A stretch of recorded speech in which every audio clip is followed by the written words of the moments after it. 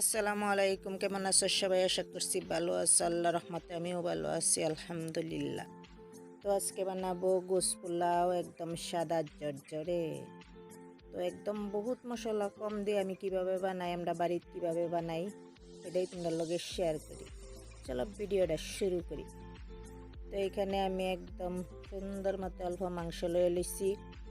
মাংসটা দইয়া সুন্দর করে লয়ে লইছি। আধা চামচ রসুন বাটা দিয়ে দিছি, আধা চামচ আদা বাটা দিছি, হাফ চামচের কম হলদি, হাফ চামচের কম মরিচের গুঁড়া, 1 চামচ জিরা ধনিয়ার গুঁড়া, স্বাদ মতো নিমখ, 2 চামচ তেল, হাফ চামচের থেকে কম অল্প গরম মশলা দিছি। একদম সুন্দর করে মাহাইয়া একদম সুন্দর করে গ্যাসের উপরে বহাই দিলাম। অল্প আটটা ধুয়ে পানি দিয়ে দিলাম। এর মধ্যে আমি পেঁয়াজ দিয়ে দিছি। আগে কিন্তু আমি পেঁয়াজ দিছিলাম না। একদম সহজ, একদম জলদি হয়ে যাওয়া একটা রেসিপি। তো সুন্দর করে একবার কষায় লইয়াম লড়াটার মধ্যে, মানে কড়াইটার মধ্যে ডাইকা দিলাম। অল্প সময় কষায় লইলাম। তোমরা চাইলে এটা কুকারও কষাইতারও, কিন্তু আমি এইভাবে কড়াইও কষায় লইছি। তখন লড়াটাতে না, মানে কড়াইটাতে নামাই আলবাম। এর মধ্যে আমি কুকার বহাই দিছি। এই কুকারের মধ্যে আমি আবার 2 চামচ তেল দিয়ে দিছি, মানে একদম চাউলের লাগিয়া। আর আমি আর তেল ব্যবহার করতাম না, চাউলও। এর মধ্যে আমি তেলটা গরম হয়ে পড়ছে, মাংসগুলি ডালিয়া দিলাম। সুন্দর করে একটু লাড়াচাড়া দিয়ে লইয়াম। সুন্দর করে লাড়াচাড়া দিয়া একদম কষাই লইতেছে আর একটু। এর মধ্যে আমি 1 গ্লাস পানি দিয়ে দিলাম, মানে একটু সিটি দিয়ে দেম যাতে সিদ্ধ হয়ে যায় জলদি। তো কুকারের ঢাকনাটা মাইরে একটা সিটি আওয়াইয়া ঠান্ডা করে পরে দেখাইতেছি। এটা ঠান্ডা হইতে থাক, সিটি দিতে থাক। তার মধ্যে আমি 3 কোটা চাউল লই লইছি, মানে 3 গ্লাস। আমি এরম টেমা দিয়ে এই মাইপটা লই। তো একদম সুন্দর করে ধুয়ে লুয়ে ফেরি ধুয়ে একদম জর্জরা আবার দিয়া দিছি। এই যে সান্নির মধ্যে রেখে দিছি যাতে পানিগুলি পড়ে যা জর্জরা হয়ে পড়ে।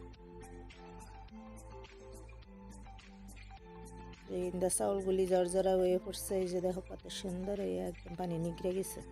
তো আমার মাংসটা ঠান্ডা হয়ে পড়ছে, একটু জাল করে লইতেছি আর একটু।